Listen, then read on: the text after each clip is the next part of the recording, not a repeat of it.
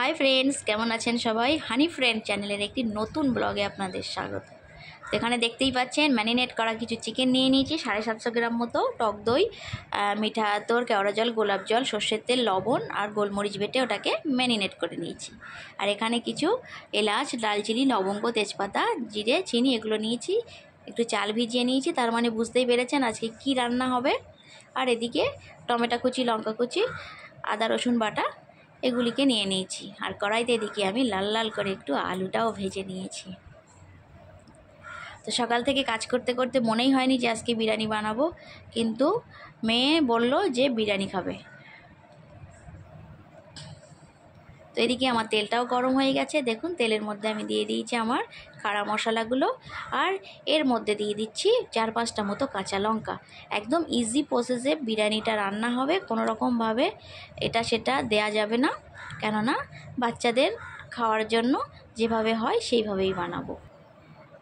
আর বাচ্চাদের তো সবসময় মাংস নিয়ে আসলেই ঘরেতে বায়না শুরু হয়ে যায়, বিরিয়ানি করো বিরিয়ানি করো।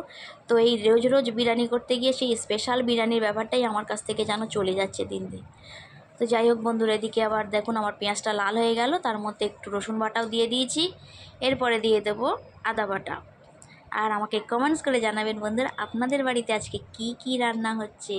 যারা যারা আমার ভিডিওটাকে দেখছেন তাদের কাছে আমার অনুরোধ রইল, আপনারাও আমাকে কমেন্টস করে জানাবেন আজ আপনাদের বাড়িতে কি রান্না হলো। তো এদিকে আমার মশলাটা দেখুন খুব সুন্দর কালারও নিয়ে নিয়েছি। একটু হলুদ গুঁড়ো, জিরে গুঁড়োটা দেয়নি, ভুল বললাম, আর ধনিয়া গুঁড়ো আর একটু লঙ্কার গুঁড়ো দিয়ে দিয়েছি।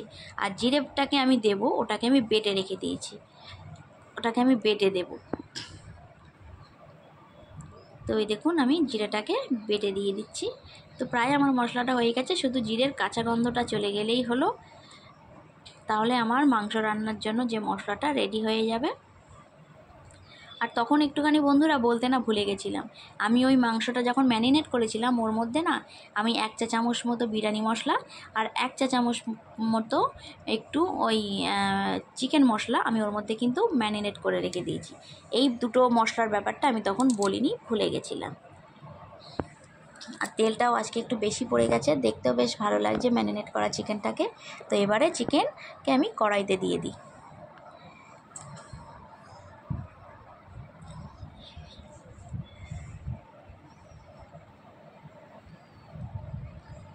আর প্রমিতা ওদিকে চলে গেছে নিচেই খেলতে, সকালের খাওয়া দাওয়া করে। আর আজকে আমাদের এদিকে খুবই রোদের তেজ আছে, ভালো গরমও পড়ছে। সকালের দিকে ঠান্ডা, রাতের দিকেও একটু একটু ঠান্ডা ঠান্ডা লাগছে, আর দিনের বেলা প্রচুর গরম, যাতে শরীর খারাপের একটা উপযুক্ত আবহাওয়া এখানে তৈরি হয়েছে। তো প্রমিতা সকালবেলা একটু খাওয়া দাওয়া করলো, করার পরে একটু পড়াশুনো করে ও নিচে চলে গেছে খেলতে। আর এদিকে দেখুন আমার ভাতের চালটা ওইদিকে কিছুটা মানে 60% মতো করে নেব। আর ওদিকে আমার ঘিটাকে গরম করতে দিয়েছি হাঁড়িতে। আর এদিকে চিকেনটা প্রায় কষা হয়ে গেছে, তো এর ওপরে আমি দিয়ে দিচ্ছি কিছু কসুরি মেথি। কসুরি মেথিটা বাড়িতে আনা আছে অনেক দিন, সবটা একটু ব্যবহার করে করে এটাকে ফুরিয়ে ফেলতে হবে, কেননা নষ্ট হয়ে যাবে। আমরা আবার এখান থেকে বেশ কিছু দিনের জন্য আবার গরমের ছুটি পড়লে বাড়িতে ঘুরতে যাব না, ওই জন্য যা কিছু আছে খাবার দাবার সব কিছু এখন ব্যবহার করে ফেলতে হবে। আর দেখুন বন্ধুরা, আমি তখন চালটা যখন ভিজিয়েছিলাম তখন এই গ্লাসটা 4 গ্লাস আমি চাল নিয়েছিলাম। তো সেই হিসাবে জলটাকেও আমার সেইভাবে দিতে হবে, যেহেতু আমি এখানে ডাইরেক্ট চিকেনের ঝোলের মধ্যে চালটাকে দিয়ে দেব। তো ওদিকে ধরুন আমার চালটা 60% মতো হয়ে গেছে, সেই জন্য আমি এখানে জলটাকে মাত্র 4 গ্লাস জল দিয়েছি। আর যদি আমি চালটাকে ডাইরেক্ট দিয়ে দিতাম তাহলে আমি ওখানে 4 গ্লাস জল চালে আমি 8 গ্লাস জল দিতাম, সেখানে আমি 1:1 অনুপাতে জলটা দিয়েছি, কেননা এখানে আমার বেশি জল লাগবে না, যেহেতু চালটাকে আমি ওখানে একটু ফুটিয়ে নিয়েছি এই জন্য। তো আমার এই কড়াতে তো আর বিরিয়ানি করা যাবে না, আমি মাঝে মাঝে কড়াতেই বিরিয়ানি করি যখন অল্প পরিমাণে হয়। তো এখানে আর বিরিয়ানিটা করতে গেলে আর হবে না, তার জন্য আমাকে হাঁড়ি নিতে হবে। তো হাঁড়িতে আমি আগেই ঘিটা গরম করে রেখে দিয়েছি। আর এবারে চিকেনটাকে ওই হাঁড়ির মধ্যে ঢেলে দেবো। আর দেখুন এই চালটাকে এবার ওই চিকেনের মধ্যে আমি দিয়ে দেবো। আবার এই উপকরণগুলো আবার একটু একটু ব্যবহার করব, কেওড়া জল, মিঠা আতর আর এই বিরিয়ানি মশলা, গোলাপ জল আর একটু লবণ চিনি পরিমাণ মতো এর ওপরে মানে ভাতের ওপরে দিয়ে নেব, আর আবার একটু ঘিও দিয়ে নেব। তো দেখুন বন্ধুরা আমার দেয়া হয়ে গেছে কমপ্লিট। এটাকে এবার আমি একটু চাপা দিয়ে 25 মিনিট মতো উনানে আমি দিয়ে রাখবো। 25 মিনিট মতো দিলেই মোটামুটি এর জলটা মরে যাবে, আর মানে বিরিয়ানিটা পুরো একদম ঝরো ঝরো হয়ে যাবে। তো বন্ধুরা ফিরে আসছি 25 মিনিট পরে। এর মধ্যে আমার কিছু কাজ, এখানে থালা বাসনগুলো আমি একটু মেজে পরিষ্কার করে নেব।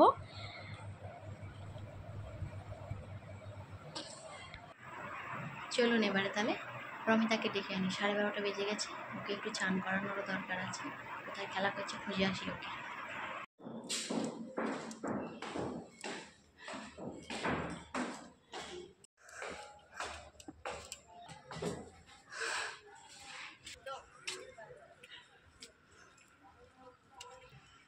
চলো বাড়ি যেতে হবে, 12:30 বাজে।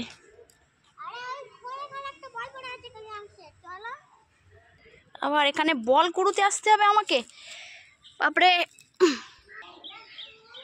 এই ভাবি, রমি চলো বাবা এবারে বাড়ি চলো। কি খেলা হচ্ছে কই আমাকে একটু দেখাও দেখি।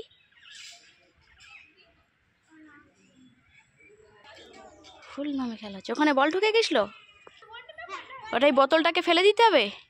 ও ছোটবেলায় আমরা খোলা বল খেতে। এবারে কি করতে হবে?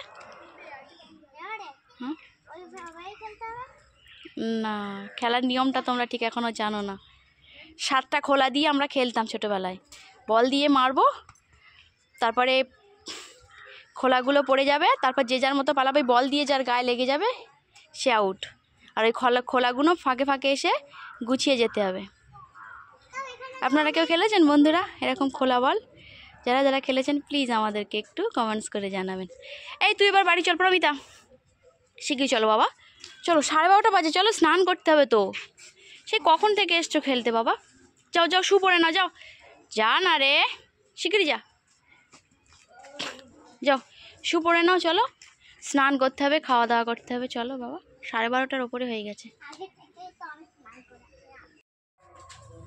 তো বন্ধুরা প্রমিতাকে নিয়ে এবার ওপরে যাই, গিয়ে ওকে স্নান টান করিয়ে একটু খাওয়া দাওয়া করাই।